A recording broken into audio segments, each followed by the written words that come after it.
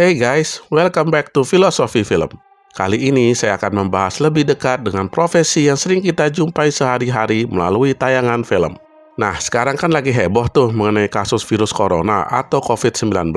Kita dibuat takut karena penyebarannya yang sangat cepat dan belum ditemukannya antivirus atau vaksinnya. Apalagi jika jumlah tenaga medis lebih sedikit dibanding jumlah pasien suspek corona. Bahkan di Kanada, semua pensiunan dokter dipanggil kembali oleh University of British Columbia untuk kembali bekerja dalam menanggulangi wabah virus ini. Oleh sebab itu, dalam video ini saya akan membahas mengenai profesi dokter dan tenaga medis. Oh iya, profesi dokter dan tenaga medis juga dipandang sebagai profesi bergengsi. Selain karena biaya pendidikannya mahal, dokter dan tenaga medis juga dianggap profesi mulia karena membantu menyembuhkan banyak jiwa. Tapi sebenarnya kalian tahu nggak sih seperti apa kehidupan seorang dokter atau tenaga medis jika diangkat ke dalam cerita layar lebar? Eits, tapi sebelum saya mulai membahasnya, jangan lupa untuk klik subscribe ya, agar kalian tidak ketinggalan info-info terbaru dari dunia perfilman dan tekan lonceng untuk mendapatkan pemberitahuan dari video terbaru kami. Subscribe itu gratis kok. Tinggal ditekan ada tulisan subscribe-nya. Dan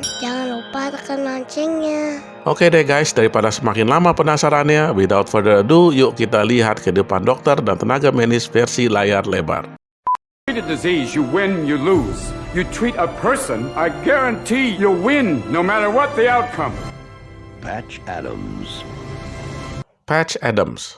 Film ini dirilis pada tahun 1998 dan merupakan film besutan Tom Shadyac, diangkat dari kisah nyata seorang pria yang heroik bernama Hunter Patch Adams. Robin Williams yang berperan sebagai Dr. Patch Adams bertekad untuk menjadi dokter karena ia senang membantu orang. Awalnya Hunter Adams hanyalah seorang biasa yang memiliki masalah mental. Ia kemudian secara sukarela bekerja di sebuah institusi mental. Di sana, Adams berhasil membantu narapidana untuk kembali menemukan tujuan hidupnya. Inilah yang membuat Hunter Adams terinspirasi dan bersumpah untuk menjadi dokter sehingga bisa membantu lebih banyak pasien dengan permasalahan kejiwaan lainnya. Dengan metodenya, Adam berhasil membantu pasien-pasiennya meskipun banyak tenaga medis dan ilmuwan yang mengejeknya. Film ini juga mengingatkan kita tentang keindahan hubungan pasien dokter, pentingnya untuk tetap bahagia dan tertawa meskipun sedang sakit, serta untuk tidak pernah menyerah mengejar impian sebagai dokter dan terkadang menjadi dokter merupakan panggilan jiwa seseorang meskipun tidak pernah terpikirkan sebelumnya.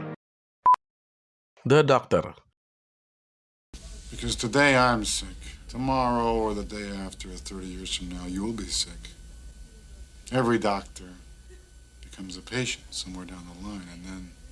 Film The Doctor karya Renda Haynes yang dirilis tahun 1991 ini bagus banget untuk ditonton oleh dokter dan tenaga kesehatan lainnya. Film ini didasarkan pada dokter kehidupan nyata dan penulis A Taste of My Own Medicine oleh Dr. Ed Rosenbaum. William Hurt yang berperan sebagai Dr. Jack McKee, seorang ahli bedah jantung yang sukses, kaya, dan hanya memikirkan diri sendiri. Dr. Jack juga sangat apatis pada pasiennya. Ia hanya melihat pasien sebagai angka, dan bahkan mengajarkan dokter magangnya bahwa perasaan dan emosi tidak memiliki tempat dalam kedokteran atau sains. Sampai suatu ketika, Dr. Jack didiagnosa menderita kanker tenggorokan dan kini dia berbalik menjadi seorang pasien. Sakitnya inilah yang kemudian mengubah perspektifnya pada praktek medis. Dia lebih mengerti bahwa dokter juga harus punya empati dengan pasien. Harus menyadari bahwa pasien merupakan manusia yang takut, sakit, dan mempercayai hidup mereka pada dokter. Dokter tidak boleh sombong karena dokter juga manusia yang bisa sakit.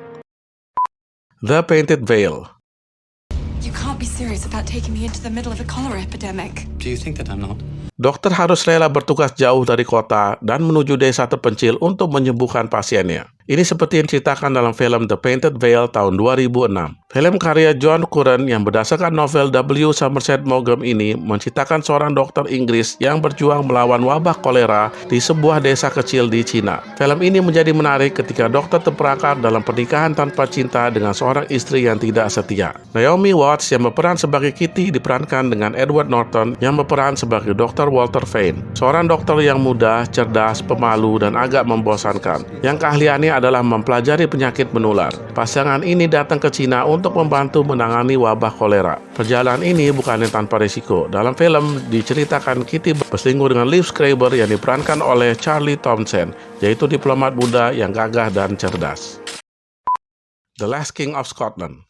You have here. Well, there's me, and now there's you. You seem an unlikely candidate for this kind of work. They want to make a difference. Kisah dokter ini diceritakan dalam film The Last King of Scotland yang diadaptasi dari novel fiksi karya Giles Fordon yang dirilis tahun 2006. Film ini disutradarai oleh Kevin McDonald dan dibintangi oleh James McAvoy. The Last King of Scotland mengisahkan tentang sejarah dunia kedokteran di Uganda, Afrika, yang masih memiliki banyak masalah kesehatan mulai dari sanitasi hingga minimnya tenaga medis. James McAvoy yang berperan sebagai Nicholas Gerringan, seorang dokter muda asal Skotlandia pada tahun 1970-an, datang ke Uganda untuk membantu rumah sakit di daerah perbatasan Uganda. Sampai di Uganda, Dr. Gerringan bertemu dengan Presiden baru Idi Amin yang diperankan oleh Forest Whitaker. Idi Amin lalu menawarkan posisi senior di Departemen Kesehatan Nasional dan menjadi salah satu penasihat terdekatnya. Karena sifat Idi Amin yang kekanak-kanakan dan sedikit ambisius, pada akhirnya Dr. Gerringan sendirilah yang meracuni Idi Amin. Walaupun merupakan cerita fiksi, namun film ini didasarkan pada peristiwa yang pernah terjadi pada masa pemerintahan Idi Amin yang pada masa itu mendeklarasikan dirinya sebagai The Last King of Scotland. Film ini menginspirasikan kita bahwa dokter juga harus mau ditempatkan di daerah konflik dan tetap bekerja dengan profesional.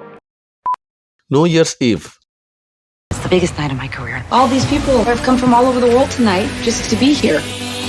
Menjadi tenaga kesehatan berarti harus mau menghabiskan waktu di rumah sakit dan ketinggalan momen-momen perayaan seperti orang lainnya. Ini bisa dilihat dalam film New Year's Eve tahun 2011. Film romantik yang disutradarai oleh Gary Marshall ini mengisahkan beberapa cerita pasangan dan single woman di malam tahun baru. Salah satunya cerita Nurse Amy yang diperankan oleh Halle Berry yang masih bertugas di rumah sakit pada malam tahun baru. Meskipun akhirnya pada detik-detik terakhir perayaan tahun baru, Nurse Amy bisa mengucapkan selamat tahun baru pada suaminya yang sedang tugas militer di luar negeri melalui webcam. Film ini menggambarkan bahwa seorang tenaga kesehatan sangat sibuk meskipun di malam tahun baru.